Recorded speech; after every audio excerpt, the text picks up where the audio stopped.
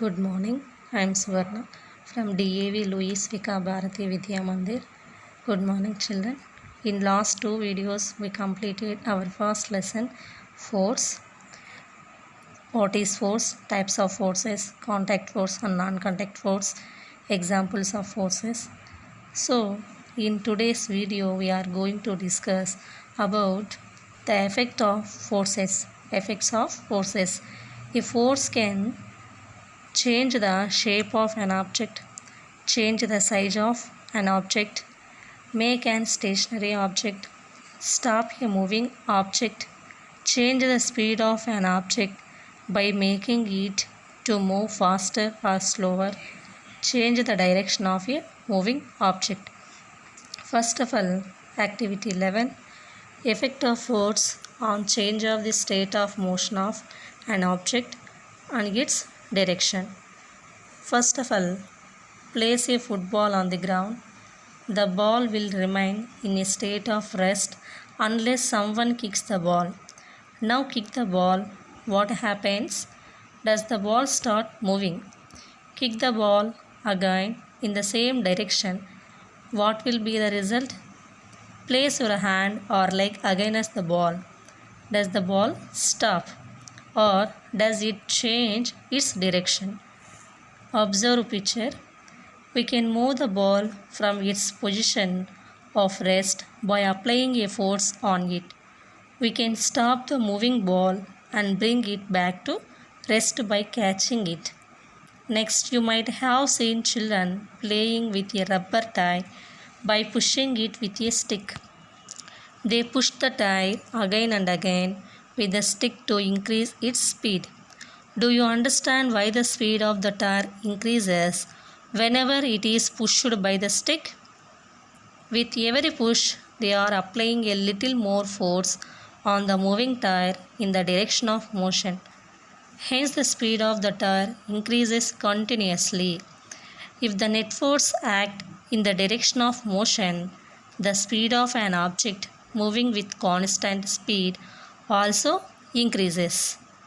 If the net force acts in the direction opposite to the motion, then it either slows down the object or brings it to a rest, or it may change the direction of motion. Let us go to the activity 12. Effects of net force on direction of moving object. Hit a carom coin with the striker. Ask your friends to do the same. Does the coin move in the same direction in each case? If not, why? You can observe that in each case the direction of coin changes. When you hit the coin with the striker, not only does the coin change its direction, but the striker changes its direction too. What might be the cause for that? From these observations, we can say that a net force stops a moving object or makes a stationary object move and also changes the speed and direction of a moving object. Thus, a force can change the state of motion of an object. A force can change the state of motion of an object. Does the force change only the state of motion? Are there any other effects of force? Yes, is there. Other effects of forces. Let us go to the activity 13. Effects of force on the shape of an object. In table 3, some situations are given in the first column showing how the force is applied on an object. Observe the shape of the objects carefully before and after applying the force. Mark T for temporary change and mark P for permanent change in the second column. See the children, table 3, action of force, change in shape, temporary or permanent. First one, stretching rubber band, temporary or permanent change. You have to write down. Switching sponge. Third one, tearing paper. Fourth one, crushing plastic bottle. Fifth one, making chapati. And sixth one, breaking glass. Temporary or permanent, you should write in the in the table. Lemon can change the shape of an object. Ball also can change the shape of an object. From the above table, we can understand that a force not only changes the state of motion of an object, but can also change the shape of an object. It may change the shape temporarily or permanently based on the nature of the object and the force applied on it. Next, pressure. What is pressure? The force acting perpendicularly on unit area of a surface is called pressure. Let us go to the activity 14. Change in effect of force with area of contact. Take a pencil, just push its rounded end our palm. Now push from the other side of the pencil gently so that the sharp end is on your palm. What difference did you experience? Why? Why do the porters place turbans, means talapaga, on their head when they have to carry heavy loads? Why do school bags and shopping bags have broad strapes as handles? Have you ever wondered why lorries carrying heavy loads have a large number of broader tires? In these examples, you might have noticed that the effect of force depends on the area of contact on which the force is acting. When there is a decrease in the area of contact of the force or load, then the effect of force increases and vice versa. Pressure definition. The force acting perpendicularly on unit area of a surface is called pressure. Pressure equal to force by area. So P equal to F by A. Pressure denoted P letter and force denoted F and area denoted A letter. So the unit of pressure in SI system is Newton per meter square. Pressure measured in hygrometer. Let us go to the activity 15. Identifying effects of force.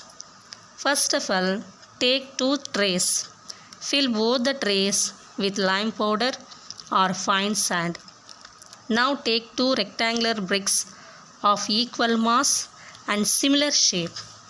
Keep one brick vertically in one tray and the other brick horizontally in the second tray. What do you notice? Do both bricks sink to the same depth in lime powder? If not, why?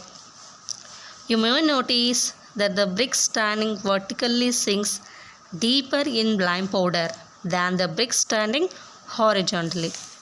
Since the masses of both bricks are similar, the force applied on lime powder by them is the same on both the trays. The difference lies in the surface area of the brick in contact with the lime powder, and this is responsible for the change in the extent to which the brick sinks in the lime powder. In the above activity, the contact area on which force is acting is different in each case. The depth to which the brick sinks in the first tray means figure A, is deeper than that in the second tray means figure B. This is because the figure A, the contact area of, or the surface area on which forces is acting is smaller, and hence the pressure exerted by the brick is more. In figure B, the contact area or surface area on which force acting is larger, hence the pressure exerted by the brick is less. Why does the sharper side of a knife cuts more easily than blunt side of it? A sharp side of knife has a smaller contact area. Therefore, for the same amount of force applied on it, the sharp side of knife exerts more pressure than the blunt side and hence cut more easily. Can you give some more examples of pressure? From the above examples, you can say that for a given force, If the surface area is smaller, the pressure will be greater. Surface area is smaller, the pressure will be greater. If you use a larger area, you are spreading out the force, and the pressure or force per unit area becomes smaller. So figure A, the surface area is very smaller, so the pressure will be greater. In figure B, the surface area is very larger, the pressure will be smaller. Thank you.